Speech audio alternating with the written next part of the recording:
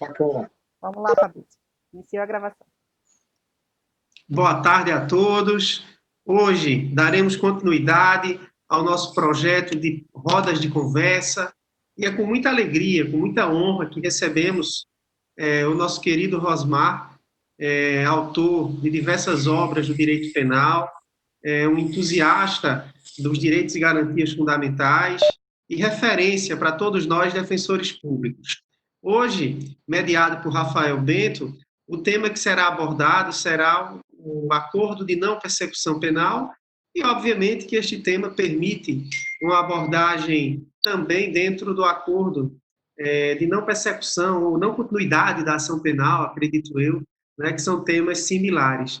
Eu espero que todos possam ter uma tarde rica de conhecimento,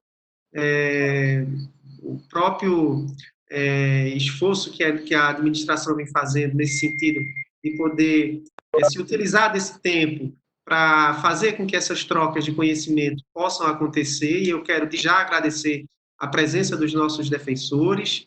A gente já vê aqui um número de pessoas que estão entrando conosco e a gente espera muito mais logo em breve. Alguns ainda, Rosmar, estão em audiência criminal, já me mandaram mensagem aqui pelo privado, e vamos em frente, vamos tratar de aperfeiçoar os nossos trabalhos, aperfeiçoar o próprio entendimento dessa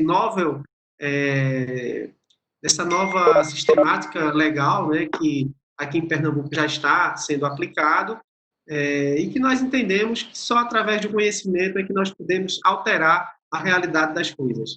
E nada melhor hoje do que contar com a presença do Rosmar, que já tinha se disponibilizado, inclusive, para o nosso encontro, que deveria ter sido presencial, lá em Garanhuns. Eu quero de já agradecê-lo pela disponibilidade, para a gente seria uma honra. Infelizmente, a pandemia não nos permitiu fazer esse encontro presencial, mas outras oportunidades não nos faltará. Seja muito bem-vindo a Pernambuco, Rosmar, e é uma honra para nós tê-lo conosco nessa tarde. Boa tarde a todos. Meus agradecimentos ao doutor Fabrício, à doutora Mariana Granja, por intermediar o convite. E quero dizer que está presente, ainda de maneira virtual, nessa ampliação de espaço de realidade que se criou por intermédio do dígito. Quero dizer que é uma alegria, uma grande satisfação e uma honra muito especial e falar para os defensores públicos. Eu acho que é uma carreira fantástica, uma atividade muito nobre e desafiadora, porque advogar não é coisa simples, e advogar na esfera criminal ainda é muito mais difícil. Eu dizia, ainda diz, né, o nosso Hamilton Bueno de Carvalho, é a luta de um contra todos, né? Então, assim, o defensor público está ali para fazer face não só aos órgãos da acusação, mas aos órgãos de imprensa, a todas as pessoas que, com o senso comum, entendem que um acusado não merece ter vez, e etc. E falar do Instituto de Não Persecução Penal tem sido sempre muito difícil, porque a gente não tem, assim, ainda um indicativo do que pode acontecer nas instâncias de maior grau. Mas eu creio que a gente pode começar fixando alguns paralelos e vão dizer para nós como a coisa pode se estabelecer mais adiante, né? Parece que o acordo de não persecução penal, estabelecido pela Lei 13.964, ele é uma subespécie de transação penal. Se eu pudesse sugerir assim um livro antigo, mais atual, é a tese de doutorado do Geraldo Prado, com o nome Transação Penal. Ela foi publicada já há muito tempo, eu tenho a edição de 2006, mas ele republicou agora recente, quem quiser ter o livro. Embora fale sobre a transação penal dos juizados, ela tem argumentos muito importantes para todos os espaços que eu chamo espaços de consenso no processo criminal. Então, tem argumentos para você usar em sede de colaboração premiada e tem argumentos também para o novo acordo de não persecução penal do artigo 28 do Código de Processo Penal. Eu quero chamar a atenção a respeito da existência, ao que me parece, de dois instrumentos com uma designação parecida. Não uma designação assim em lei, mas como ficou conhecido. O primeiro acordo de não persecução penal era regulado por uma resolução. Imaginem vocês, um instrumento inferior à lei, né, regulando um acordo de não persecução penal, que era a resolução do Conselho Nacional do Ministério Público, de número 181, e logo em seguida veio alterada pela 183, porque o exagero em termos de autorizativos para fixação de pena sem o devido processo legal foi logo objeto de crítica doutrinária. Então saiu a de número 181 e depois a de número 183, resoluções do Conselho Nacional do Ministério Público. E se falava lá em acordo de não persecução penal, né? Mas se referia ao artigo 4º, parágrafo 4º da Lei 12.850, que é uma lei específica, que é a lei que regula a questão da criminalidade organizada. Então, aqueles artigos que estão na sede daquela lei, nós defendemos, nós sustentamos que devem ser aplicados somente se estiver em jogo o conceito de organização criminosa, se estiver em jogo a incidência deste conceito e com base empírica adequada, ou seja, com base em elementos informativos que sejam considerados lícitos, válidos, para levar adiante uma investigação ou um processo criminal. Então, observe, esse acordo de não persecução penal da Lei 12.850, ele é espécie de colaboração premiada. Ele é espécie de delação, no sentido de afirmar a culpa a si próprio e indicar pessoas que têm eventualmente colaborado com um delito. E para que ela seja incidida, para que esta lei seja aplicada, é necessário, então, que existam elementos indicativos de que os participantes fazem parte, né, compõem o que a gente chama de organização criminosa. Então, não deveria ter sido uma lei com uma regulamentação desvirtuada para aplicar para todo e qualquer crime, como quis a Resolução 81. Então, começava por aí a grande crítica, além de uma violação de constitucionalidade a nível formal, procedimental, porque a gente precisava de um instrumento legal. Também um outro problema que era o fato de desvirtuar a aplicação da própria lei do crime organizado. Então, com o projeto anticrime, a gente até ficou surpreso porque não passou no projeto anticrime a barganha mais agressiva que poderia existir, que era a aplicação de liberdade sem devido processo legal. Então, o que passou na lei anticrime foi algo assim um pouco preocupante, a meu ver, bastante preocupante, que é o espaço consensual em sede de outros crimes, além dos crimes de menor potencial ofensivo. Então, a gente teve uma grande ampliação do consenso no processo criminal. Então, isso, a meu ver, é preocupante, mas poderia ter sido muito pior, porque pelo menos ficou a título de aplicação de penas restritivas de direito e não penas privativas de liberdade. Então, temos um acordo de não persecução penal no artigo 28A do Código de Processo Penal, que é um acordo diferente da colaboração premiada enquanto subespécie que tem ali de uma não persecução penal, quando o dispositivo fala assim, o Ministério Público poderá deixar de oferecer a denúncia, né? Ou seja, é como se fosse um acordo prévio, né? Ele pode não oferecer a denúncia ali. Alguns achavam que deveria ser ampla discricionariedade, não é. A nosso ver, deve ser uma colaboração premiada mesmo, com as cláusulas ali firmadas, e porque a pessoa se enquadra em alguns requisitos subjetivos e objetivos, ela pode ser beneficiada com a não persecução penal lá da organização criminosa. Por o lado de cá, para o artigo 28A, não é necessário que a pessoa impute a outrem uma coautoria. Não tem não tem essa característica, né? Não tem esse viés de colaboração premiada, no artigo 28A, inserido pela Lei 3.964. Então, qual a natureza desse acordo? Bom, parece ser uma grande transação penal. E aqui vem o primeiro problema, né? Eu queria começar vincando o seguinte: alguns poderiam achar que o acordo de não persecução penal é algo bom para o réu, né? Talvez, assim, para vocês que trabalhem na área prática, né, no dia a dia, realmente é algo delicado você aceitar ser processado sem saber a qualidade da sentença que vem adiante, porque pode ser alguém de linha mais dura, pode ser alguém de linha mais leve, e o advogado fica ali realmente sujeito a um jogo, para lembrar do professor Alexandre de Moraes da Rosa, né? Então, assim, adrenalina máxima, sem saber o resultado do processo. Então, parece que até aí em Pernambuco estavam querendo fixar a pena em sede de audiência de custódia, né? Imagine, promoção, aceita 4 anos ou corre o risco de fixar a pena em 20 anos no final. Então, a pessoa fica assim muito vulnerável enquanto acusado, porque não sabe bem o que vem pela frente, né? Então, assim, sob essa perspectiva, alguém que trabalha no dia a dia, né, na prática, pode dizer, bom, o acordo de não persecução penal da lei anticrime, da lei de 1964, é algo bom para o réu, é um instituto benéfico.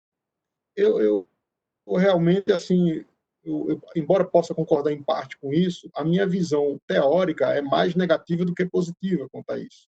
Eu creio que o acordo de não persecução penal ele acaba abrindo um espaço muito grande para a gente antecipar punições sem a observância do nosso devido processo penal clássico, né? Então, assim, nós estamos aí diante de instrumentos consensuais que significam pacto sobre garantias, ou que a gente poderia dizer suspensão pactuada de garantias.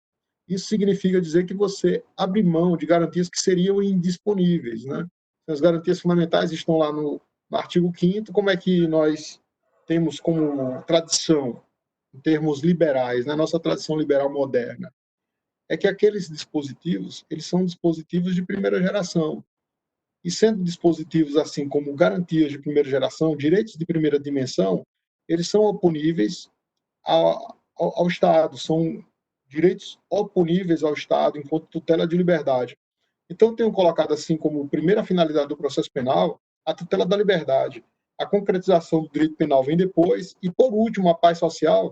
O processo não dá paz a ninguém, não é verdade? Mas a paz no sentido de tornar os sujeitos ali envolvidos no crime alheios àquele conflito. Hoje querem meter a vítima, é um grande equívoco, a nosso ver, inserir a vítima nas disputas penais. Por que você ressuscita a vingança na relação processual? E a relação processual foi justamente criada para evitar esse tipo de vingança e pacificar. Quando você insere a vítima, a coisa complica um pouco. Observem que a ampliação do pacto de garantias ela acaba ferindo todos esses pilares do direito liberal, porque você acaba concordando em abrir mão de alguns direitos. Como, por exemplo, um dos mais críticos é o direito ao silêncio, né? Se você estiver, por exemplo, preso em flagrante, né, a depender da conversão dessa prisão em prisão preventiva, etc., e da sua fragilidade quanto imputado, você pode se ver realmente constrangido e com a liberdade afetada na hora de aceitar o ajuste de não persecução penal. Então, essa é a primeira questão para a gente questionar a constitucionalidade do acordo de não persecução penal do artigo 28. Só para vocês terem ideia da minha posição enquanto teórico, né, pessoa que está estudando ali, angustiada com esses assuntos, a minha posição é que essas colaborações premiadas que hoje ganharam visibilidade, elas acabam soando incompatíveis com essas garantias fundamentais, especialmente a vedação à autoincriminação, o direito a ficar em silêncio, o devido processo legal, a garantia de ampla defesa e contra assim, se a gente parar para examinar isso de maneira neutra, dizer que essas garantias que seriam indisponíveis não estão afetadas nesse jogo é algo muito difícil. Se nós formos assim dizer, bom, eu não tenho como conter mais esse tipo de movimento, a coisa chegou para ficar e nós vamos ter cada vez mais espaços de consenso, então é o caso da gente começar a interpretar com o objetivo de reduzir danos, né? Se eu não tenho como obter êxito em uma tese de inconstitucionalidade desses novos artigos, né, que pelo menos eles procurem respeitar os parâmetros mínimos.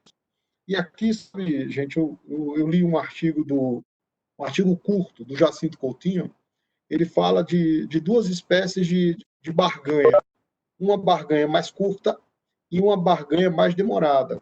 Então, ele fala play bargain e play bargaining, para dizer o seguinte, que o Brasil importou institutos estrangeiros, mas não importou as mesmas garantias. Então, assim, é como se, por exemplo, nos Estados Unidos existissem abusos, mas lá não é play bargain, é play bargaining. no sentido de ter um procedimento mais demorado e cuidadoso, com respeito às garantias fundamentais. A coisa acontece assim, mais ou menos como se fosse no atacado, né?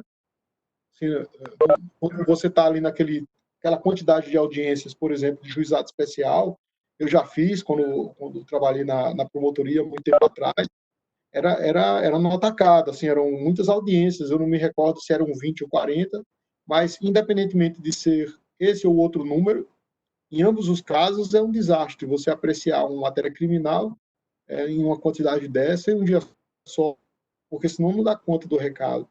Então, o Jacinto chama a atenção de que a gente acabou adotando como técnica algo assim parecido com a negociação de direito privado.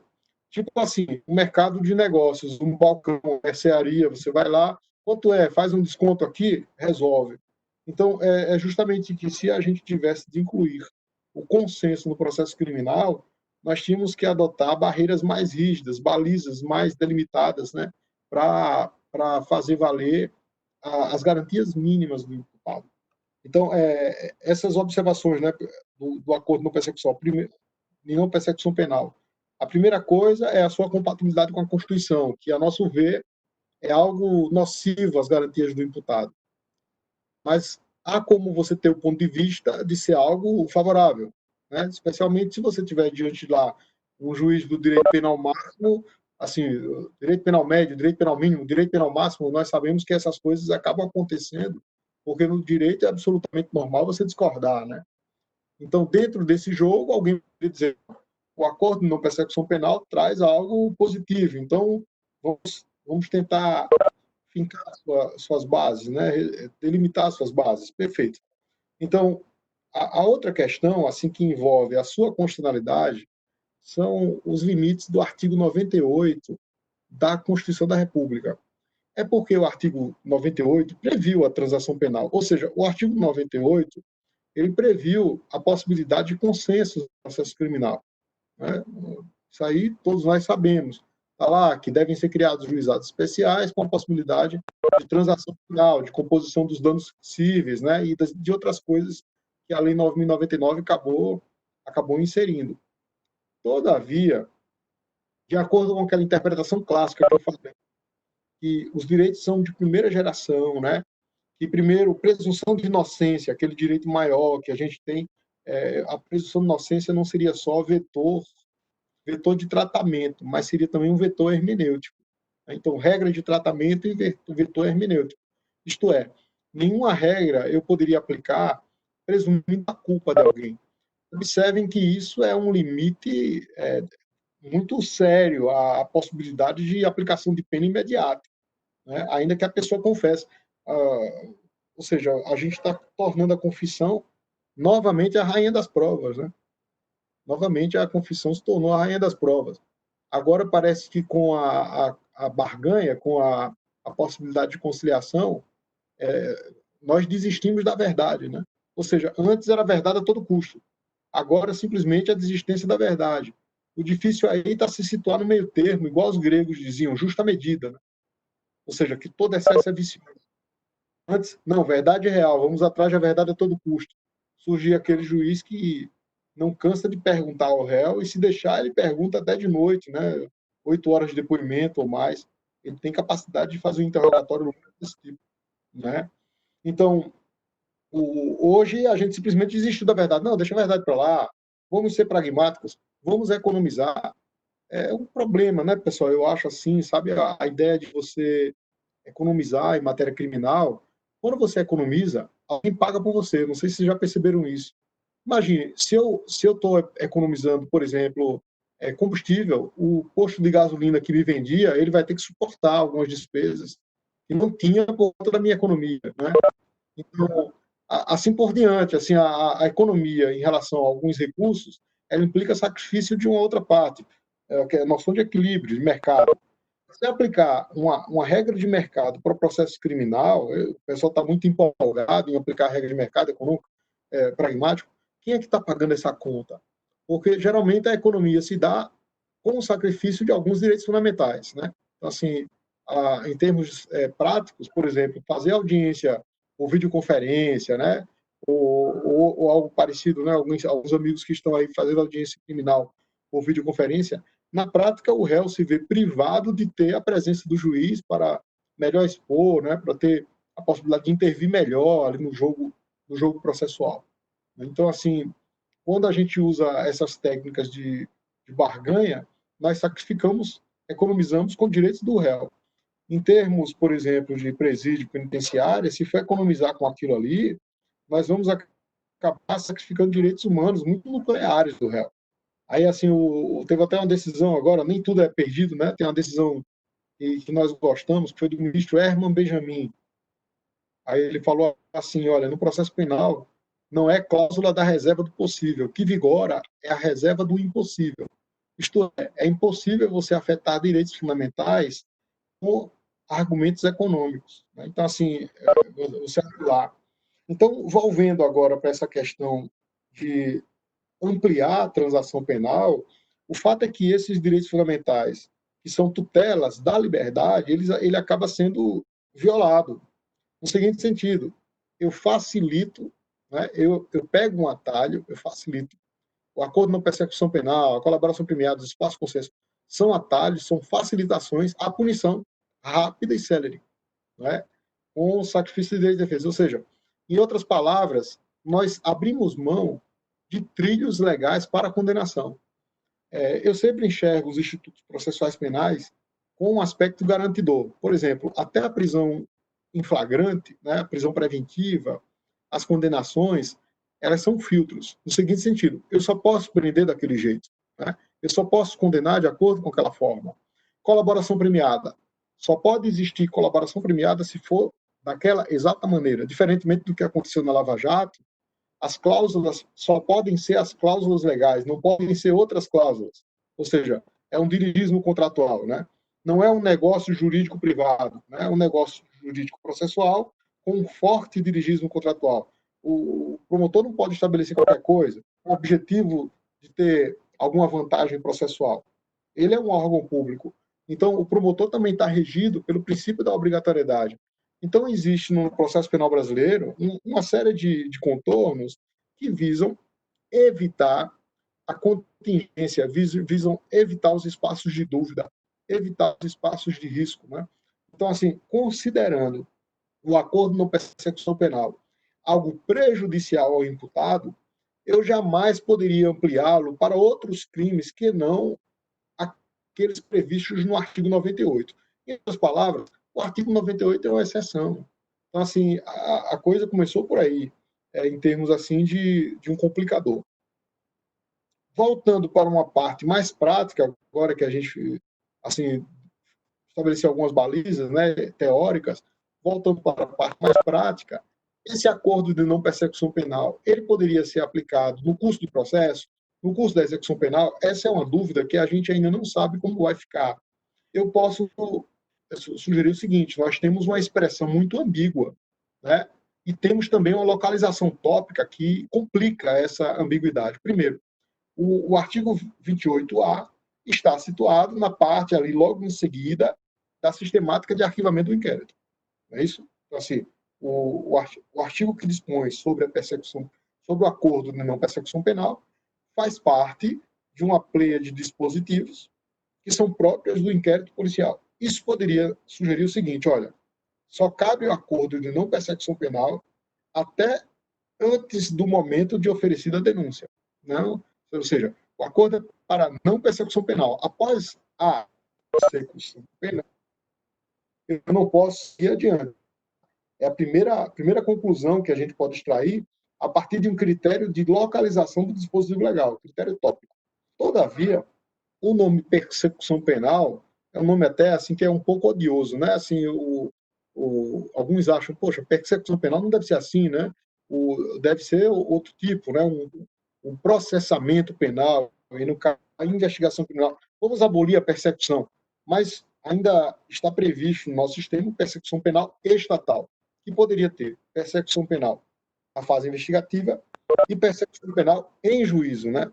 Sob essa ótica, é possível se sustentar a incidência do acordo de não persecução penal no curso do processo. Alguns acham que também no curso da execução penal. Eu minha opinião pessoal é que ele deve ser objeto de incidência até o momento do oferecimento da denúncia. Como vocês já perceberam, a minha ideia é de que o acordo não favorece o imputado, né? E o imputado, se bem estiver sendo julgado e assistido, ele não aceita o acordo de não persecução penal, salvo situações excepcionais. Ou seja, o acordo de não persecução penal dependeria, primeiro, de existência de inquérito e depois de elementos robustos para que possa ser oferecido, para que ele possa, enquanto imputado, aquilatar a vantagem e a desvantagem. Mas aí vem uma outra questão, ainda considerando o acordo assim algo não favorável ao imputado, é que existem problemas de direito intertemporal. Ou seja, um amigo até mandou uma mensagem para mim, que é promotor de justiça do RN, aí disse: Rosmar, aqui eu estou me deparando com a seguinte situação. Surgiu a lei nova com acordo de não persecução penal, mas aí o processo já foi iniciado. E aí eu posso ofertar? Bom, o argumento para que ele possa ser oferecido em relação aos processos pendentes é um argumento plausível, dependeria de você justificar que o acordo de não persecução penal é constituído por regras benéficas ao réu, né? Porque aí você pode dizer, olha, lei penal benéfica, já que trabalha com questão penal de pena, lei penal benéfica é capaz de retroagir. Retroagir em relação ao fato, né? Em relação a fatos pendentes ou até mesmo a processos futuros que se reportem a fatos passados, né? Então, assim, fatos anteriores à lei ou processos anteriores à lei, para incidência nos casos pendentes, né? Então, o acordo de não persecução penal ele poderia ser ofertado sob essa ótica. Em relação aos casos novos, sempre até o momento de oferecimento da denúncia. Em relação aos casos antigos, ele pode ter incidência ultrativa, considerando o argumento de que pode ser entendido, compreendido como favorável ao imputado. Depois de iniciar a execução penal, pensamos que ele é muito incompatível, né? Para você justificar a não persecução penal na fase da execução penal, é mais difícil em termos de argumentação lógica e consistente, né? Um pouco mais difícil a nível teórico. Bom, esse acordo ainda envolve um outro jogo de problemas. A lei penal, ela foi alterada também. Então, nós tivemos alterações, até algumas progressivas na lei processual penal, mas tivemos também alterações um pouco retrógradas na lei penal. Eu me refiro ao impedimento do curso da prescrição enquanto se cumpre o acordo de não persecução penal do artigo 28. Tá? É interessante que a lei até foi omissa no ponto, ela não estabeleceu se é o acordo do artigo 28 ou se é o acordo lá do artigo 4º, parágrafo 4º, né? Ela não estabeleceu, né? Nem a previsão ali dizendo que se trata de transação penal, né? Fala simplesmente acordo de não persecução penal. Como surgiu com a lei 13.964, eu posso presumir que somente não corre a prescrição para os casos do acordo de não persecução penal do artigo 28A. Nesse ponto, gente, eu realmente não consigo compreender como algo constitucional você prever motivos para o impedimento do curso da prescrição. Eu justifico pela seguinte razão. Olha, nós temos na Constituição o direito à razoável duração do processo. Eu geralmente, quando vejo esse direito ser debatido, ele é debatido com objetivos punitivistas, né? A duração do processo, vamos dar celeridade para punir. Agora, esquecem, talvez, ou desvirtuam, né? Eu gosto de citar Simone Schreiber. Quando eu falo em desvirtuamento de garantias fundamentais, eu tomei do livro da Simone Schreiber, que é um livro sobre publicidade opressiva de julgamentos criminais. É um livro fantástico, foi tese de doutorado dela. Simone Schreiber é desembargadora do TRF2. Então, assim, já é uma pessoa que tem uma cabeça mais para frente, né? Uma pessoa que tem pensamentos mais progressistas. Fala de desvirtuamento da publicidade. A publicidade foi feita para nos proteger. E, de repente, você vê a publicidade com objetivos de te prejudicar, né? De expor tua imagem, de te constranger, de causar lawfare, um trial by media, por aí vai. Né? Então, assim, em termos de razoável duração do processo, também. Porque, assim, olha, se eu faço um acordo de não persecução penal no curso do tempo, parece que soa sem sentido você suspender a prescrição. porque a coisa pode demorar demais. E outra coisa, esses crimes, geralmente, o crime que prescreve mais rápido prescreve em 3 anos. Temos já causas interruptivas. Se for um crime que prescreve em 12, né, como se trata de uma pena mínima abstrata, se for a 4 anos, nós vamos ter crimes aí que prescrevem depois de muito tempo. Então, enquanto pendente o cumprimento do acordo, não corre a prescrição. Vê se faz sentido de compatibilizar isso com a duração razoável do processo, considerando que a razoável duração do processo é um direito, é uma garantia da parte mais fraca na relação processual, ou seja, é um direito do imputado. Né? A razoável duração do processo não é um direito da sociedade, tem nada a ver. A relação processual é uma relação do Estado com o imputado. A vítima tem direitos? Tem. A vítima em relação ao Estado. Né? Então, parece que quando você muda esse sentido, toda coisa se complica. O instituto mais formidável que nós temos, em termos penais, não é nem processual, porque deveria ter um limite de tempo processual, da prescrição, aí vem o legislador para alterar ali, né, aquele tópico. Me parece um grande equívoco alterar a questão prescricional. Aí vejam que o acordo não persecução penal pega um leque muito grande, né? Não sendo crime com violência ou grave ameaça, vai pegar quase tudo, viu, gente? A pena mínima, né? Pena mínima abstrata. E leve em consideração as causas de diminuição de pena, causas de aumento, ou seja, aquelas regras que nós já estamos bem acostumados. Eu queria deixá-los também falar a respeito do assunto e me colocar as perguntas, né? Mas antes disso, lembrar sobre a questão recursal nesse campo, tá? Aí aqui para vocês perceberem como eu venho pensando sobre isso, né? A questão recursal. O nosso artigo 581 foi alterado, né? E aí ele foi mais expresso, né? Disse bem assim, olha, cabe recurso em sentido estrito contra a decisão que recusar homologar a proposta. Eu acho que o legislador, quando fez isso, imaginou assim, bom, o Ministério Público é que quer aplicar pena logo, né? Então, caso haja recusa em homologar, que se dê recurso ao Ministério Público. Eu estou dizendo isso porque a maioria dos recursos catalogados no nosso sistema, né, são recursos em favor da acusação. Eu não sei se vocês já perceberam, assim, devem ter já visto muitos, o recurso que o Ministério Público mais usa, talvez, seja o do artigo 93, inciso 2, né? É a apelação genérica. Eu acho um escândalo aquele recurso. Com base naquele recurso, o Ministério pode recorrer de quase tudo na fase investigativa. Olha, vejam, se a gente tem recurso para a fase processual, o fato é que, durante a fase investigativa, nós teremos incidentes processuais cautelares que o Ministério pode recorrer de tudo com apelação. Ele recorre das decisões com força de definitiva. Então, assim, decisão com força definitiva, indeferimento de busca e apreensão pode ser, indeferimento de uma apreensão de celular, de acesso a um aplicativo pode ser, interceptação telefônica, tudo o MP pode recorrer. E o acusado? Muito mais difícil, né, gente? Quase não pode recorrer. Especialmente nesses casos que ele só vem tomar ciência de uma investigação mais invasiva quando ela é indeferida. E olhe lá, né? Porque quando é deferida, ele já toma ciência com a invasão da casa, com a tomada do objeto, com a respectiva Constituição. Então, o artigo 92, que trata de uma apelação genérica, uma apelação supletiva, já seria suficiente para isso, mas o legislador não, colocou lá especificamente um ponto para os casos em que o juiz recusa a homologação do acordo de persecução penal, né? O artigo 581 lá no último inciso.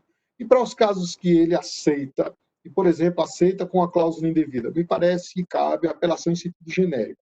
Agora, cabe também pelo imputado, né? Isso aí já é uma batalha mais difícil.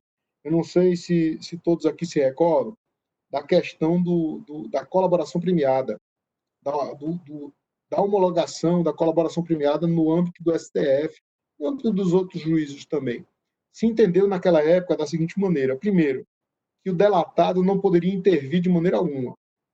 Não poderia intervir nem com habeas corpus, viu, pessoal? Vê que coisa complicada. Você considerar como elemento probatório uma colaboração premiada, né, sem intervenção da parte prejudicada, e ela nem sequer poderia impugnar para fins de controle do que foi formulado sem a sua presença, a sua revelia. Ou seja, naquela época se considerou que o delatado deveria questionar isso no bojo da ação penal, depois que a coisa já estava escancarada, né? O fato é que hoje nós temos outros parâmetros para controlar. Nós temos a lei de abuso de autoridade, né? Que aí já conflita, diz, pô, como é que você processar uma pessoa sem justa causa pode configurar crime e como é que se permite que se produza prova com base em uma delação tomada secretamente, né? E que a pessoa sequer possa intervir ou possa controlar, ou mesmo possa ter habeas corpus ou qualquer outro tipo de recurso. Então, para as questões de homologação de colaboração premiada, e aí nós sugerimos para a questão de homologação de acordo de não persecução penal, cabível a apelação genérica, a apelação subsidiária, né, supletiva, do artigo 593, inciso 2, ainda que ela seja a impugnação predileta do Ministério Público. Viu? Aí eu deixo com vocês, amigos, para questionarem, né, até para não ficar muito maçante, né? Perfeito. Oi, amigo. Eu vou deixar o Rafael primeiro fazer a interlocução. Bacana. Bacana. Boa tarde, Rosmar. Boa tarde, meus amigos, defensores. Nossa visão atual, aqui em Pernambuco, foi o primeiro estado que implantou o acordo de não persecução penal. E ainda com base apenas naquela recomendação, na resolução do Conselho Nacional do Ministério Público.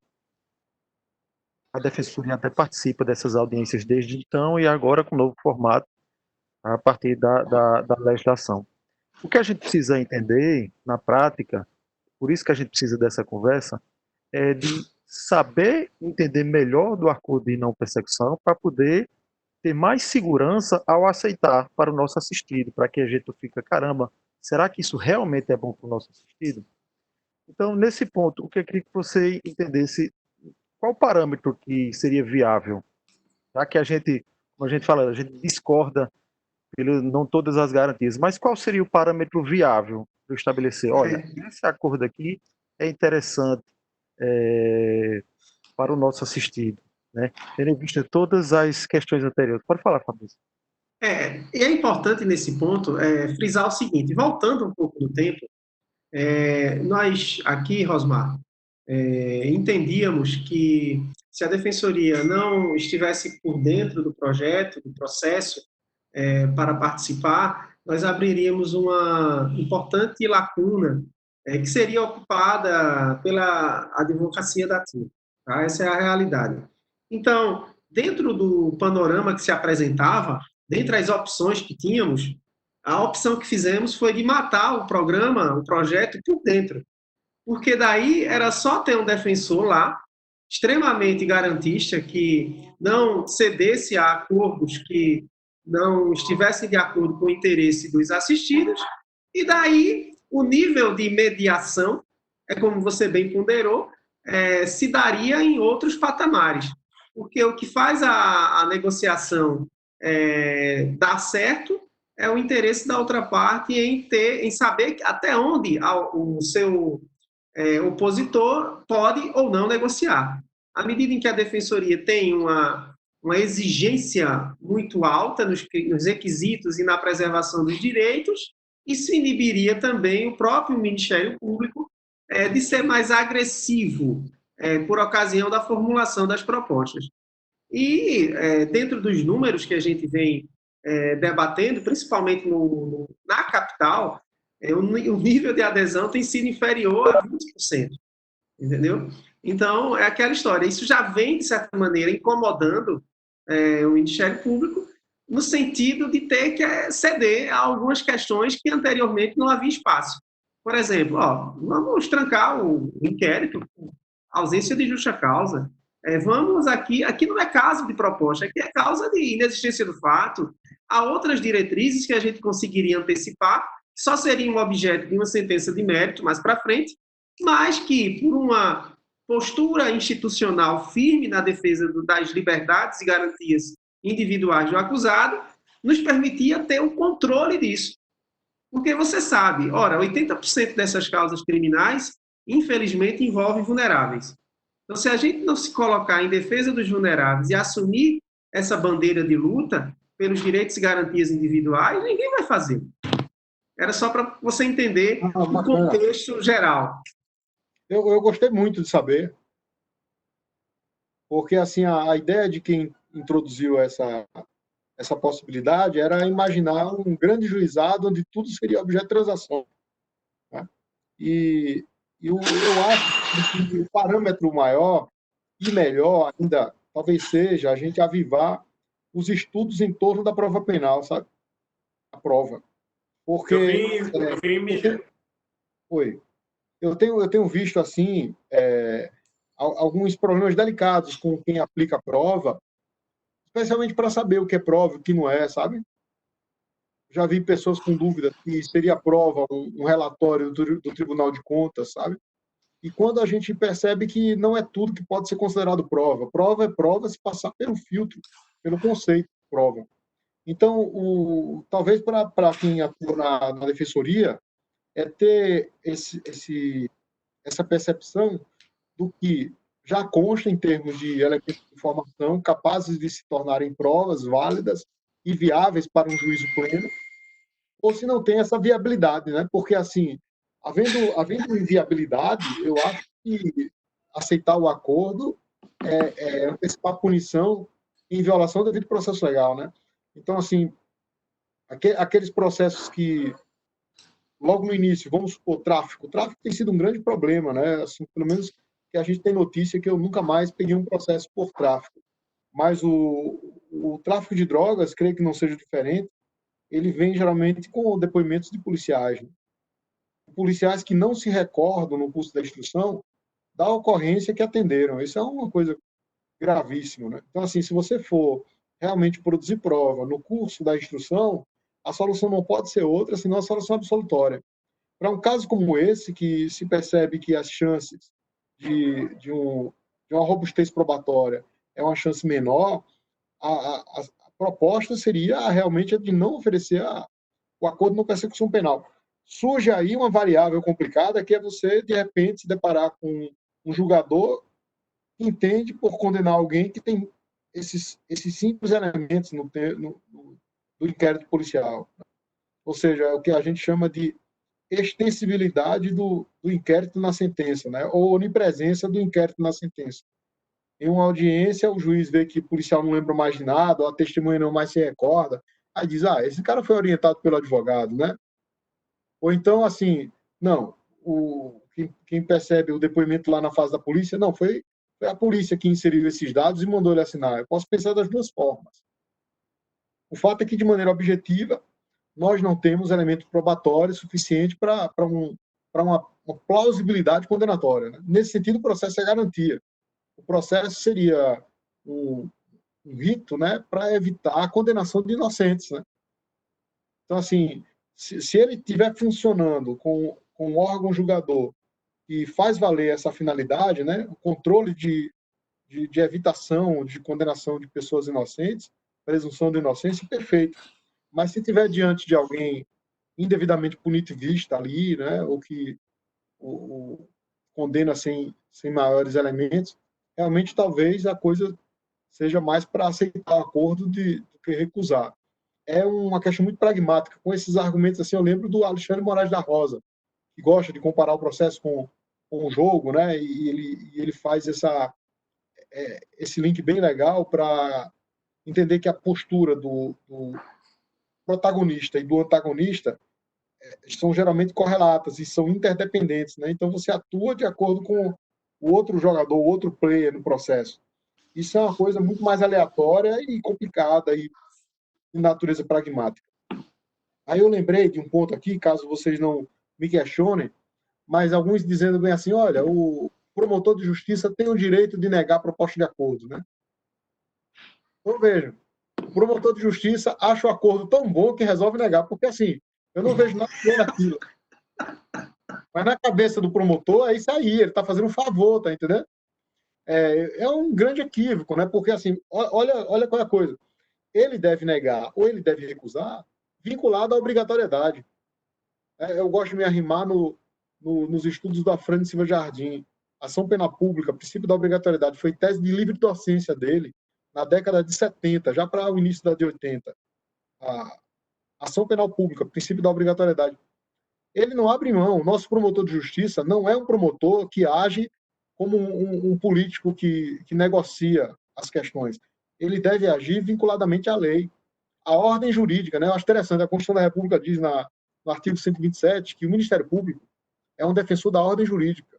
Eu sou um dos entusiastas do Ministério Público, quando eu fui promotor de justiça, a minha admiração imensa pelos colegas antigos lá que trabalhavam de maneira correta, né? Que pediam absolvição quando era o caso quando verificavam que não tinha elementos, uma coisa fantástica, né? Que iam atrás dos direitos dos presos, viam que o pessoal estava passando fome, ia lá, entrava com ação civil pública. Então, a contribuição do MP sempre foi uma contribuição fantástica, formidável. Aí vem gente querer criar tese, sabe? Criar tese. Como é que você... você é defensor da ordem jurídica, você não é defensor de um sistema científico que você cria na sua cabeça, né? Enquanto doutrina, eu escrevo, eu proponho um sistema que é a interpretação do ordenamento. Mas o ordenamento jurídico é texto de lei, é texto de Constituição, é a isso que eles devem estar jungidos e vinculados, e não criando, por exemplo, teoria do domínio do fato, né?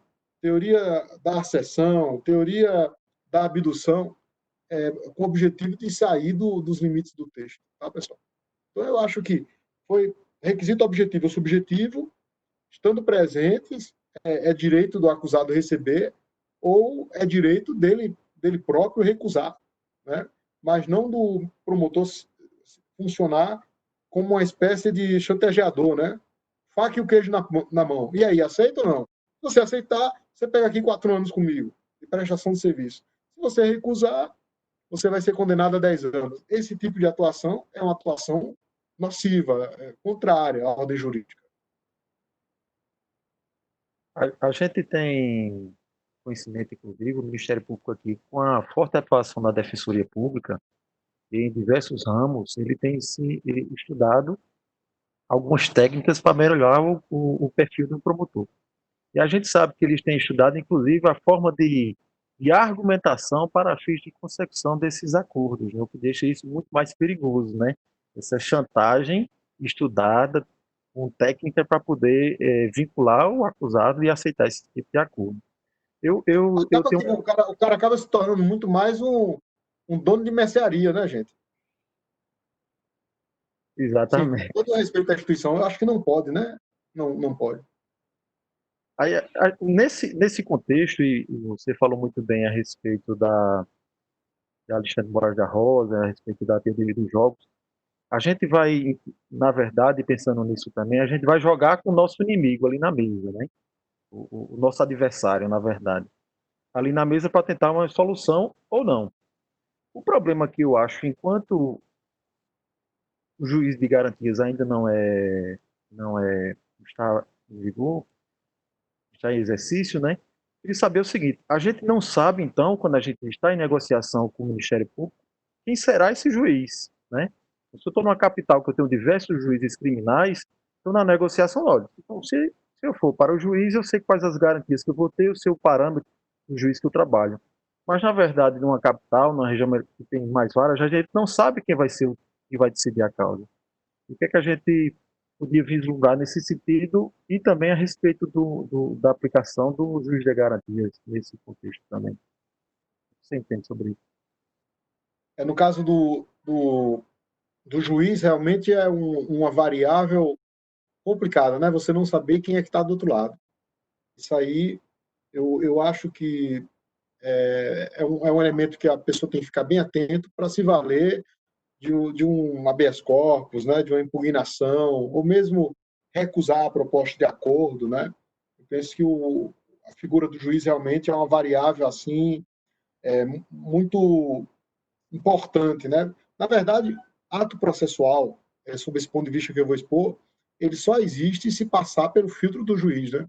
Então, a denúncia existe quando o juiz, pelo menos, a recebe na mão, né? A denúncia digitada lá no âmbito do Ministério Público, ela não tem valor e assim por diante. Ou seja, ele é o órgão central e que pode, inclusive, atribuir valor. Uma denúncia pode ser uma denúncia parcial se ele receber parcialmente o acordo de não persecução penal, pode ser recebido em parte também, né? Então, assim, o poder que é enfaixado na mão do juiz é um poder muito grande. Inclusive, isso tem sido objeto de estudo da crítica. A crítica criminológica tem recaído toda em cima dessa questão do poder. Então, quando eu estou aqui expondo dogmática jurídica, a crítica ela procura identificar mecanismos, né, de enfrentamento daquela pessoa que tem o poder na mão e abusa. Aí eu lembro de novo do Hamilton, né, que diz que, olha, o poder aproxima o mal, afasta o bom, o poder é abusivo, o poder ele é sempre imbecil, né, o poder é idiota, a pessoa que tem o poder na mão quer sempre mais poder e precisa de obediente, e o pior é que a gente obedece aquele que tem o poder, porque dizem que obedece quem tem juízo, né? Então você acaba se submetendo a isso, né? Então, as questões dos instrumentos adequados, né? De não deixar precluir, eu reputo, sabe, que vocês têm nas mãos dois sistemas. Eu, na verdade, tenho situado esses sistemas no que eu comecei a chamar de controle dos atos processuais. Então, eu exerço o controle dos atos processuais pelas ações autônomas, pelos recursos e pelo sistema de controle de nulidades, né? Então, o domínio desses instrumentos para quem é defensor é muito importante, né? Então, assim, eu tenho enxergado muito o controle do processo penal sob a lente da nulidade. E tem juiz que tem horror à nulidade, né? Quem não tem, né? Então, assim, justamente eu, né? Eu adoro a nulidade. A nulidade não deveria ser horrorizada. A nulidade é um sistema de controle, né? Então, assim, é um sistema de controle de vícios. Então, eu chamo nulidade como sistema de controle de garantias, né? Porque a pessoa querer processar os outros sem respeitar esses parâmetros é um abuso, né? Abuso de poder. Então, o abuso de poder sempre foi colocado assim pela crítica, né? Lá do Foucault, como se fosse algo que a pessoa tenha que combater, né? Não há possibilidade de transigir com isso, sabe? Né? E é muito comum, assim, no dia a dia, olha que eu não estou atuando tanto no crime como poderia atuar enquanto promotor de justiça ou juiz de direito, né? O Justiça Federal tem um número menor de problemas. Mas a gente não raras vezes vê juiz querer extrapolar seus limites para exercer a atividade do promotor de justiça. E vice-versa. O promotor de justiça querendo fixar pena, né? A gente vê isso, né?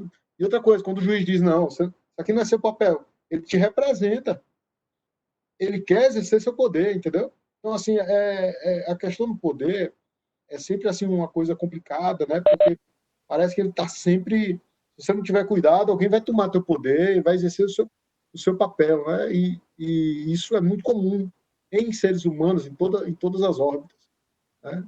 Em todas as relações, até em uma conversa privada, você percebe uma relação entre dominante e dominado. Alguém domina aquela situação, o outro se submete, né? No caso do defensor, eu acho que tem que ser aguerrido mesmo, né? Ir para frente e defender as prerrogativas funcionais que estão ali na mão de você defender seu cliente para assistir o imputado.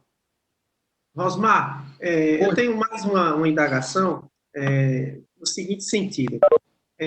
Nós bem sabemos que o pacote anticrime trouxe, pelo menos isso, né, a questão de fazer constar no texto do CPP a adesão ao sistema acusatório, né? Era algo que a gente já vinha lutando há muito tempo, né? E que, pelo menos nesse aspecto, a gente conseguiu ver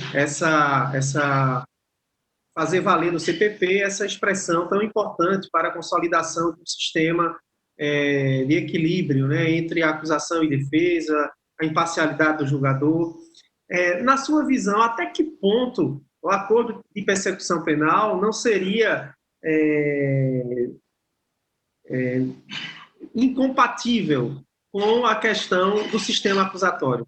Você, do ponto de vista filosófico, jurídico mesmo, consegue pensar um acordo de não persecução penal dialogando com o sistema acusatório? Eu acho difícil, sabe, a compatibilização, justamente porque ele é uma abreviação do devido processo legal. Ele abrevia o processo legal, né? E abrevia para fins punitivos. Não é uma abreviação para absolvição. Eu sempre trato o processo como uma garantia. O júri é uma garantia para maximizar as possibilidades de inocência. Não deveria ser para facilitar condenações. Assim também o acordo de não persecução penal, quando é que ele poderia ter lugar? Se houvessem elementos necessários para impor uma condenação. E você diz, olha, espera aí, poderíamos chamar até de outro nome, né? Vamos abrir um espaço aqui para suspensão do processo. Acho que seria um nome mais adequado. E se aplicava a mesma disciplina em torno da incidência daquelas penas restritivas de direito. Quanto ao juiz de garantias, né, eu acho absolutamente positivo, sabe, Fabrício? Eu acho que ele é uma divisão de poder, né? Eu acho interessante, tem colega que quando vai entrar de férias, ele diz, olha, mexa naquele processo não. Dizem que tem isso, né? O processo é meu, né? Eu sou juiz da Lava Jato, não mexo no meu processo, né? Só eu que quero ter esse processo na mão. Eu nunca tive esse tipo de apego, é um apego tolo, né? Assim, como nós temos uma cultura de apego ao poder, justamente a cultura fascista é isso aí. Todos nós, né, que desejamos, por exemplo, eu quero ser juiz, fazer um concurso público. Você quer reconhecimento, né? Você quer se tornar diferente, né? Então, assim, o sujeito tem um processo de repercussão, ele diz, não, mexa em todos os processos, deixa aquele ali que eu quero julgar. Ou seja, não deveria haver esse tipo de apego, né, ao acervo. O juiz está ali para aplicar a regra, né, e se dividir o poder, melhor, eu acho. Acho que a divisão é bem salutar. É verdade que se a coisa cair para fulano de tal punitivista ou para cicrano também punitivista, nós não vamos ter muita vantagem em termos de respeito à Constituição. Se dois, por exemplo, são aqueles do direito penal máximo, extremamente duro, que condenam absolutamente todo mundo. Mas se nós pensarmos isso a longo prazo, eu creio que o juiz das garantias é um avanço, né? Até em termos assim o pessoal chama de psicologia social, dissonância cognitiva, né? Para falar no Ruiz Ritter e no Auri Lopes, é dissonância cognitiva. A pessoa que tem contato ali com as provas iniciais, geralmente ela não quer se ver frustrada mais adiante. Então, se eu, por exemplo, defiro uma busca e apreensão, mando prender preventivamente, prisão temporária, bloqueio os bens da pessoa e tomo outras e outras medidas drásticas e invasivas, eu não gostaria de perceber o meu equívoco mais adiante. Então, é justamente quando há essa dissonância, essa distorção entre o que você teve contato no início e o que você percebe ao final, é que o Ritter fala de dissonância cognitiva como frustração do ego. Aí vem aquela tentativa de tentar justificar a condenação com base em elementos do inquérito, né? Em tentar justificar a condenação de alguém com base em elementos que seriam insuficientes para condenar, caso imparcial o juiz continuasse a ser. Na verdade, são mecanismos, sabe, de preservação da imparcialidade do juiz enquanto sujeito que não é parte, né? Então, assim, a dissonância cognitiva dá essa ajuda para a gente entender a imparcialidade. A imparcialidade não é só a pessoa ser honesta, lógico que tem que ser honesto, etc., né? Mas, assim, principalmente, não ter interesse no desfecho do processo, né? E não ter aquela sua capacidade epistêmica comprometida, né? Não está dublada. Rosmar, a gente tem aí também mais colegas querendo aproveitar essa oportunidade. A Gina tem uma pergunta para fazer. Gina? Boa tarde. Estão conseguindo me ouvir? Estamos. Então, primeiramente, quero agradecer ao professor Rosmar pela verdadeira aula, né? Estou aproveitando bastante. Quero também aproveitar a oportunidade para tirar umas dúvidas. Em que pese eu penso que já foi respondida. Professor, eu tenho uma forte preocupação nesse Instituto do Acordo de Não Persecução Penal com o Instituto da Exigência da Confissão, com o Instituto da Confissão. E a respeito da confissão, que eu gostaria de pontuar algumas dúvidas. A primeira dúvida seria, eu vou fazer as dúvidas em torno da confissão e depois eu faço outras perguntas a respeito de outras matérias. Com relação à confissão, minhas dúvidas seriam as seguintes. E não sendo cumprido o acordo, em que termos a confissão poderia ser utilizada ou ela não poderia ser utilizada? Ela poderia ser utilizada como elemento informativo ou ela não poderia ser utilizada como prova? Eu penso que jamais. como o senhor já explicou, qual é o sentido da prova, é passar pelo crivo do contraditório e etc. Eu acho que a questão ficou bem entendida. Uma segunda pergunta, eu sei que no momento o Instituto do Juiz das Garantias está suspenso por prazo indeterminado, mas vamos trabalhar na hipótese de que ele venha a vigorar. A pergunta e não sendo cumprido o acordo, a confissão, ela acompanharia a denúncia ou ela também ficaria acautelada na Secretaria do Juiz das Garantias? Tem uma terceira pergunta com relação à confissão. Eu vou fazer todas porque o senhor responde tudo de uma vez. Em sendo cumprido o acordo de não persecução penal, a confissão, ela pode ser utilizada contra o acusado para outros efeitos? Exemplo, o MP pode extrair uma cópia da confissão e enviar para o promotor que investiga uma possível improbidade administrativa? Uma outra questão, o fato de se exigir uma confissão qualificada, uma confissão circunstanciada, isso não seria um exagero, professor? Não seria um fruto de um ranço inquisitório no processo penal brasileiro? Sabendo que nós estamos ainda numa fase tão incipiente da persecução penal, se colocar tanto peso em cima de uma primeira versão, peso esse que certamente será suportado pelo investigado? Essas seriam as perguntas iniciais. Obrigada. Bacana. Obrigado você, obrigado, Gina, pelas palavras. Eu vejo da seguinte maneira, eu penso que se nós formos admitir um efeito da confissão maior do que aquele restrito ao objeto para que ela se presta, nós vamos incorrer em inconstitucionalidade. Especialmente, nós vamos violar as barreiras como que ninguém deve ser compelido, né, a produzir prova contra si próprio. Aí alguém pode dizer, não, ele está fazendo livre e espontânea vontade.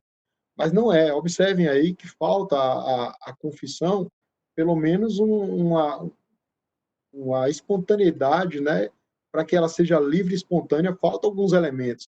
Existe aí um elemento, um objeto ao qual se dirige a confissão, ou seja, a pessoa está confessando, desejando uma vantagem processual, né? Ela está confessando em um momento de extrema fragilidade, né? Assim, não precisa estar preso para ser frágil no processo criminal, né? Eu não gostaria sequer de receber uma requisição para ser ouvido como testemunha na polícia, né? Imagina abrir um inquérito, ser processado, etc. Então, eu creio que essa confissão é uma confissão precária, né? Ou seja, para que se dê o mínimo de conformidade constitucional a esse instituto, ela não pode extravasar os limites do seu objetivo, da sua finalidade. Então, dessa maneira, eu consigo responder algumas questões já do que foi dito, né? Primeiro, que aquela culpa ela não pode ser objeto de formação de convicção do juízo, né? Não é nem apenas aquilo que se diz ali na colaboração premiada, né, que lá está a lei 12.850, que a confissão não deve ser usada exclusivamente em desfavor do imputado. Na verdade, se ela perder a eficácia, né, em termos, digamos que a pessoa descumpra o acordo e seja ofertada a denúncia, aquele elemento ali de confissão, ele não pode ser utilizado posteriormente, a não ser que ele seja ratificado em interrogatório, né? Ou seja, eu precisaria de produção de outros atos, né? Como a confissão é algo, assim, das características da confissão, além de livre, espontânea, ela é cindível, né? Ela geralmente é passível de cisão, embora em algumas situações excepcionais se diga que ela é inscindível, pode ser inscindível, por exemplo, concurso formal, não dá para você dizer que cometeu um fato e não cometeu outro, afinal de contas é uma única ação, mas não sendo aí, você pode cindir e ela é retratável, né? Então, assim, sob esse aspecto, esse elemento, ele não poderia ser usado para estas finalidades de atribuir culpa para fins condenatórios, né? Da mesma maneira, penso que ela não tem a força probatória necessária para influir em ação diversa. E por quê? Porque para que uma prova seja aproveitada, vamos supor que a natureza dessa prova na ação de improbidade administrativa seja de prova emprestada, né? Então, assim, para ser prova emprestada, precisa haver isso não está muito dito assim na jurisprudência, vocês acham da seguinte maneira: tudo vale como prova emprestada, né? Assim, Acho incrível como a nossa jurisprudência ela consegue nivelar por baixo tudo que a gente construiu com muito suor em termos doutrinários de direito comparado. Mas prova emprestada não poderia ser qualquer coisa. Prova emprestada é se existe parte, são partes idênticas, né? Além disso, contraditório judicial. Então, assim, uma confissão dessa natureza, ela é realmente, a Gina falou muito bem, ela é inquisitiva. Então, eu não tenho o mesmo respaldo de contraditório que eu terei lá na improbidade administrativa, é uma coisa diferente, né? E devido processo legal, ou seja, não se observou o devido processo legal aí. Então, dessa maneira, eu posso dizer que essa confissão ela tem uma força que deve ser considerada absolutamente precária, sob pena da gente violar ainda mais o texto constitucional. Então, assim, além de eu considerar o Instituto de duvidosa constitucionalidade, de pouca compatibilidade com o nosso sistema de garantias, né, o Instituto lá do direito comparado, do direito americano, de anglo-saxão, né, ou seja, lá eles não subscrevem tratados de direitos humanos. A gente no Brasil tem uma tradição, né, pelo menos até agora, de subscrever os tratados de direitos humanos e de respeitar essas balizas para a formação de cognição, para a formação de conhecimento. Então, assim, o que é que eu posso formar como conhecimento, como cognição para fins de produção de prova? Bom, confissão vale como prova? Vale, mas assim, a confissão ela já tem pouco valor quando é produzida sem esses problemas da colaboração premiada do acordo de não persecução penal. Ela já é de baixo valor, ou seja, o próprio Código diz que ela sozinha não vale para condenar. Quando se trata de colaboração premiada, lá da Lei 2.850, nós temos vários outros problemas, né? Porque, além disso, a própria lei diz que ela não vale, né? A própria lei agora traz outros elementos circunscrevendo, dificultando a atribuição de valores de confissão. Bom, volvendo para o acordo de não persecução penal, eu creio que a situação ainda é muito pior. Ou seja, o valor dela realmente deve ser muito restrito. E aí o Estado ele não pode tratar de maneira desigual ainda mais as partes, né? Porque assim, quando você descumpre o acordo, ele pode denunciar. Então, nada mais lógico de que se ele pode denunciar para reabrir e deflagrar o criminal, ele também não pode se valer daqueles instrumentos para fins probatórios, tá? E quanto ao uso desses elementos para abertura de outros procedimentos, né? Sim, eu creio que é um elemento muito parco para esse fim, né? Para a descrição circunstanciada, penso eu, né?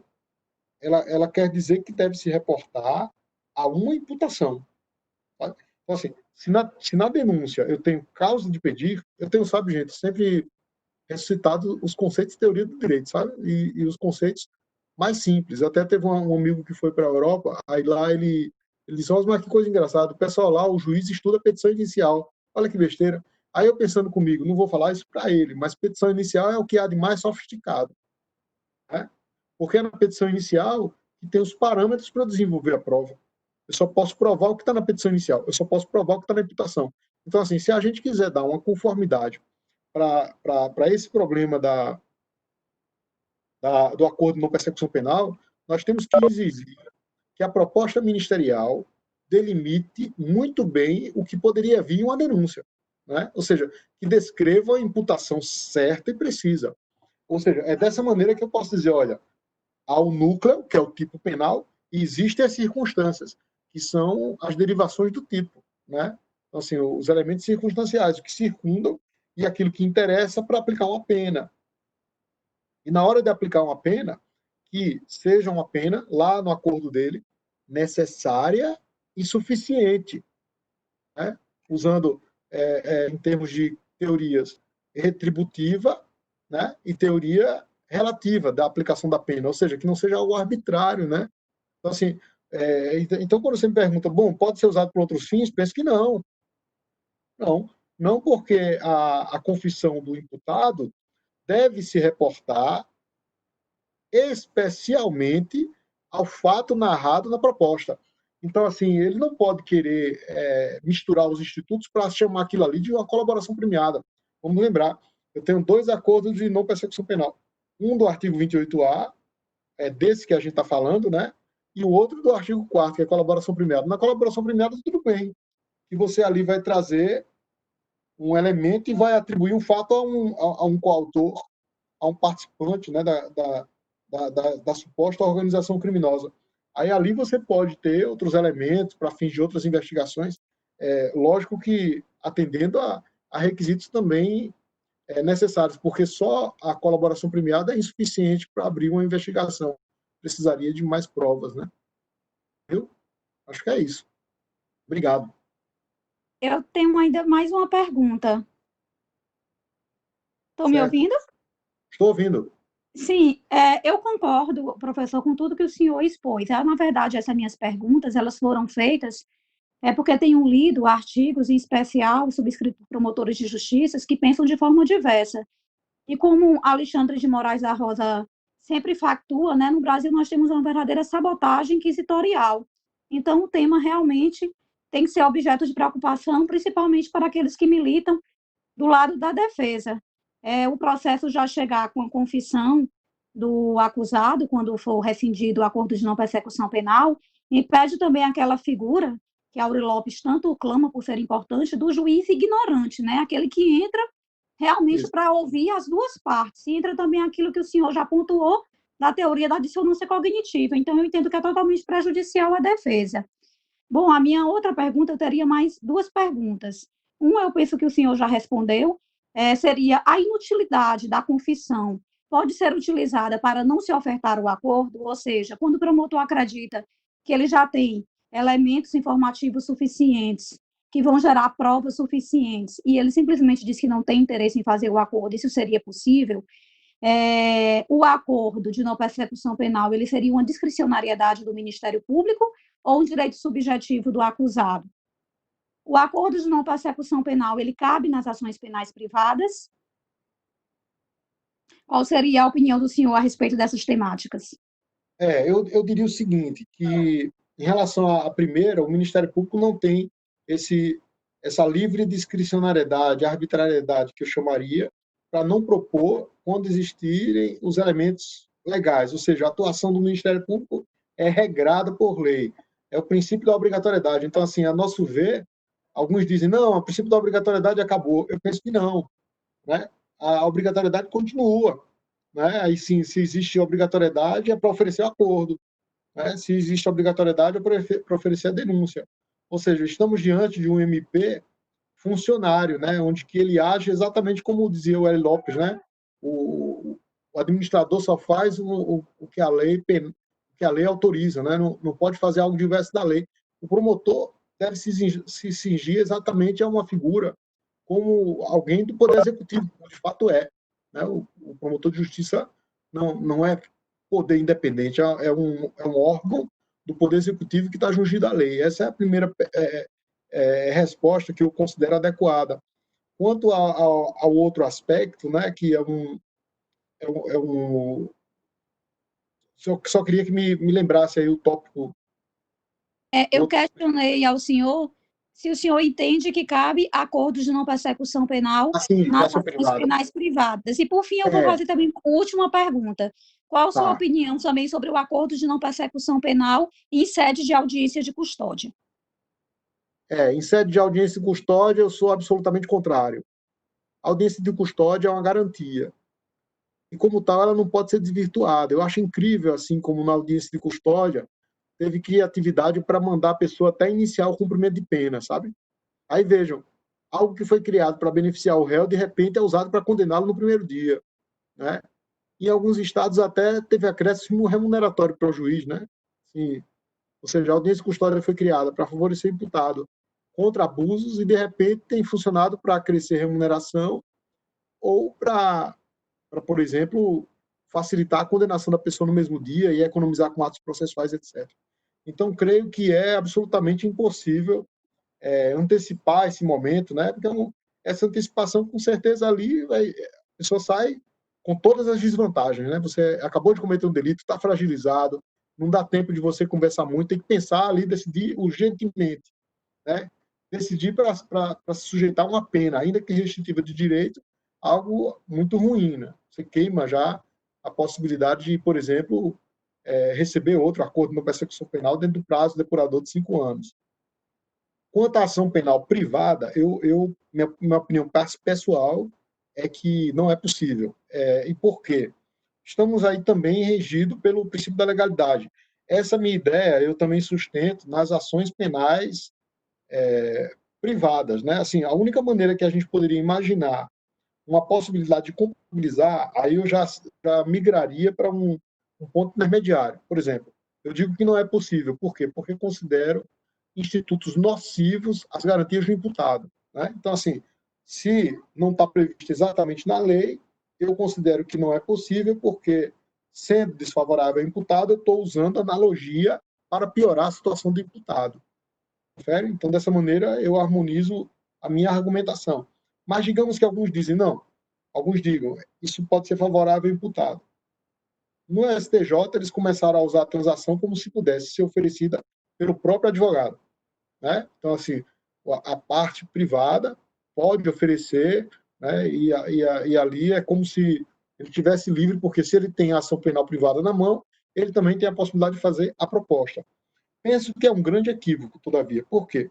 Porque o ius puniendo estatal é só do Estado. Digo mais, o ius puniendo estatal é só do Estado juiz. Aplica a pena, né? A fixação da pena não cabe ao promotor. Na transação penal, eu peguei aqui o pessoal fixando pena, né? O promotor de justiça fixa a pena e o juiz homologa. Então, assim, isso penso que é assim, viola até o próprio texto da lei 9.099. Né? Então, assim, não seria possível ao promotor fixar a pena. Quem fixa a pena? O juiz. Bom, partindo dessa concepção, nós poderíamos imaginar o seguinte: olha, a iniciativa, né, a legitimação alta, né, para ofertar a proposta de acordo seria da parte, mas só aquele pontapé inicial, porque a partir daí a fixação da pena caberia ao juiz.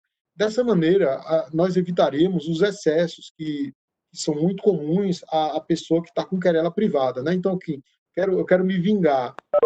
Eu sou advogado, a parte está irritadíssima com a pessoa que é apontada como autora do fato, e ela quer simplesmente castigar e vai propor, por exemplo, a pena máxima possível, restritiva de direito, e serve de acordo com a persecução penal. Naturalmente que aquela proposta, como uma pena já fixa, como se o juiz não pudesse mexer nela, é algo absolutamente indevido, né? Eu sei que o acordo na persecução penal acaba tendo uma regrinha ali, acho até uma regra inconstitucional, que diz assim: o juiz poderá devolver a proposta para que o promotor faça os seus ajustes, né? Então, assim, se o particular faz a proposta, o juiz poderá devolver a proposta para o particular fazer seus ajustes. Gente, eu não vejo como seja isso possível. O juiz vai ensinar o promotor a ajustar o acordo? O juiz vai ensinar o particular a ajustar o acordo? Eu acho que se está em desacordo, é simplesmente para indeferir, sabe? E se ele quiser, ele faça ajuste e apresente outro, né? É um dispositivo que, a meu ver, é muito inapropriado. Então, respondendo a você, Gina, eu penso, primeiro, que é impossível o acordo na persecução penal em sede de questão privada, de ação penal privada, de delitos que seriam de ação penal privada, por falta de previsão legal e por considerar o acordo prejudicial ao imputado. E, no caso de se considerar como possível, a solução seria a intermediária, do particular ofertar o seu interesse em apresentar a proposta e do juiz fixar os parâmetros adequados com as penas restritivas de direito proporcionais. Muito obrigada, professor. Nada. Vamos ver como é que vai ficar isso na jurisprudência, né? Esse que é o maior medo. Rosmar, é muito importante a gente consolidar essa difusão de que o processo é garantia e de que nós devemos ser intransigentes na defesa dos direitos dos nossos assistidos, principalmente pela situação de extrema vulnerabilidade, até para que a gente possa entender que os mecanismos que foram lançados, seja o acordo de não persecução penal ou o acordo de não continuidade da ação penal, são situações que a gente pode e deve combater por dentro. A gente não está aqui para ser complacente com a violação de direitos e garantias, porque há duas formas de a gente atuar, né? Ou nós fazemos uma articulação forte no sentido de ver alguns pontos da lei ser declarada inconstitucional, incompatível com o sistema vigente no Brasil, não é isso? Ou a gente consegue também fazer com que essas garantias e direitos sejam preservados por dentro. O que nós não podemos é nos acomodar.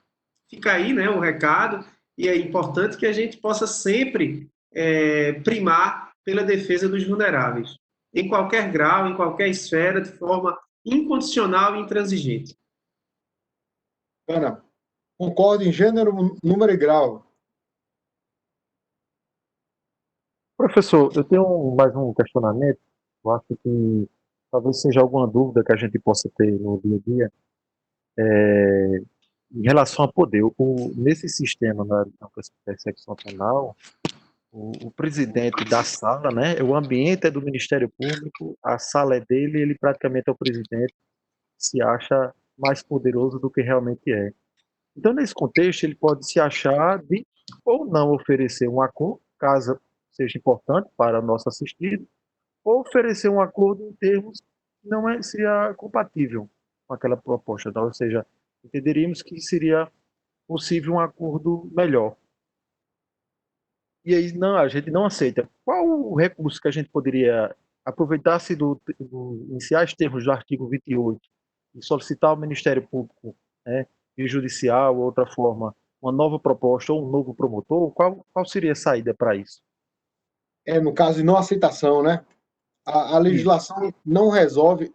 Teria um dispositivo que a gente poderia imaginar aplicável, que seria aquela deflagração de controle no âmbito do próprio Ministério Público, que acabou tendo a eficácia suspensa pelo STF. Ou seja, no âmbito do arquivamento do inquérito policial, né, uma vez arquivado pelo promotor de justiça, não caberia mais ao judiciário efetuar esse controle. O controle caberia ao próprio órgão ministerial, que encaminharia as peças para o órgão revisional. E os interessados também poderiam se manifestar perante esse órgão revisional dentro de um prazo, de um lapso de 30 dias. Então, ao que nos parece, seria essa a proposta de solução, né? Toda vez que o órgão ministerial se recusar, né, a pessoa recorrer aos órgãos do Ministério Público. Mas nós temos um problema aí, que é justamente o andar processual para frente, né? Porque, assim, se você recorre ao órgão ministerial, o processo fica suspenso? Penso que não, né? O processo, ele continua, são instâncias independentes, né? Então, assim, a nosso ver, esse tipo de manifestação, ele deve ficar registrada, deve ser objeto, inclusive, de impugnação específica, para que seja enfrentada, primeiro, na sentença, enquanto nulidade, e depois em sede de apelação, com o objetivo de tornar sem efeito aquele procedimento para se assegurar, ainda que em uma fase mais adiantada, se for o caso, mas para que seja assegurado o direito a uma outra proposta de não persecução penal ou uma proposta adequada à lei. Né? Acho que é por aí. Perfeito. Obrigado. Nada, amigo. Algum colega tem mais algum questionamento a fazer?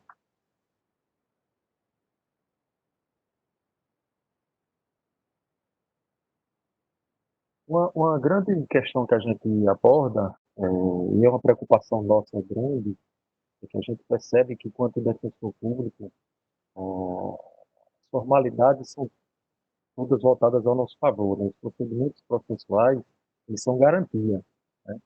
E a tentativa habitual, cada vez mais, pela imprensa, pelas estruturas de todo o sistema de justiça, excluindo os defensores, era para que essas garantias não sejam efetivadas, né? Então, até elogiando o seu livro, Habilidades Processuais, eu acho fantástico, nos coloca uma munição muito forte para poder resguardar todos os direitos dos nossos assistentes, evitando essas nulidades, né? Desde o começo, né? Como todas essas que você passou aqui. A gente, enquanto Defensoria Pública, quando eu comecei aqui há 11 anos atrás, a maioria dos processos penais eram arguidos de nulidade. Porque a defensoria ainda estava no seu, principalmente na área criminal, estava no seu nascedouro. E cada vez mais os juízes tiveram que mudar a sua forma de atuar com a expressiva força da defensoria pública, né? Eu acho que a gente está munido de instrumentos adequados, como todos esses fundamentos que você nos trouxe, vai nos fortalecer para impugnar todas as novidades possíveis, né, que vão ser acrescentadas, que vão ser encontradas desde o nascedor do processo penal, né? Porque, na verdade, a gente está falando, como você bem falou, antes do processo, né? O acordo de não persecução normalmente é anterior. Então, eu agradeço sua explanação, sua educação com todos nós aqui de Pernambuco e ficamos agradecidos, sabendo toda a sua competência e desenvoltura a tratar do tema. Eu que agradeço, para mim é uma honra falar a vocês, eu considero uma instituição fantástica, eu sou entusiasta da defensoria, fui defensor público por pouco tempo da União e quero parabenizar vocês pelos estudos, parabenizar a doutora Mariana Granja, que eu já conheço há bastante tempo, nossa amiga, pela organização do evento, e dizer que também estou muito grato em poder falar a essa classe tão distinta que são os defensores públicos de Pernambuco. Obrigado ao doutor Fabrício, parabéns pela gestão, e a você, Rafael, também. Muito grato a todos. Nós que agradecemos, Rosmar, pela oportunidade ímpar de enriquecer nossos conhecimentos em relação a temas tão relevantes e, com certeza, os mais de 50 defensores que estiveram conosco ao longo da tarde tiveram aqui uma oportunidade de poder conhecer e de poder aprimorar os aspectos teóricos que são fundamentais para que a gente possa fazer esse enfrentamento. Eu, enquanto defensor público, digo sempre, nós precisamos ser a resistência. Nós precisamos ser a resistência, principalmente porque, como todos sabem, né, mas parece que as coisas óbvias agora estão sendo questionadas, não é isso? Direito e garantias não se deve transigir com eles. Direitos e garantias, nós bem sabemos o quanto foi duro e difícil para adquiri-los, e cabe a nós, enquanto Defensoria Pública, como instrumento e expressão do regime democrático, de fazer uma defesa intransigente das prerrogativas, dos direitos e garantias consolidadas na nossa Carta Magna. E as suas palavras aqui me contemplou profundamente. Saio daqui de energias renovadas para fazer esse enfrentamento diário, que é sempre um desafio, tá, Osmar? É um desafio hercúleo, você não sabe quanto. Eu só imagino. A gente tem aquela ilusão de que o sistema ele funciona com o magistrado aqui para julgar e a acusação e defesa em pé de igualdade no sentido de produzir prova, de se contrapor à prova, mas infelizmente o que a gente vê na prática passa bem longe disso, muito longe disso. A gente tem um tribunal aqui extremamente conservador, a gente vê que alguns magistrados se valem do tribunal conservador para cometer arbitrariedades, e é algo que nos estimula diariamente a tentar fomentar esse sentimento de mudança. E a mudança ela só pode vir através do conhecimento. Tá? Obrigado pelas ricas explanações que aqui foram proferidas, que vão auxiliar sobremaneira para que a Defensoria Pública de Pernambuco possa se impor nos acordos de persecução penal de maneira mais proativa e efetiva. Muito grato, valeu, estou feliz aí. Valeu. Valeu. Antes de encerrar, só vou ler aqui um comentário de Mônica Bessa. Muito obrigada por compartilhar suas reflexões com todos nós. Rosmar, excelente. Parabéns aos envolvidos. Carol, mais uma vez, parabéns à administração. Obrigada, Rosmar. Vou encerrar a gravação agora. Obrigado, Mário. Valeu.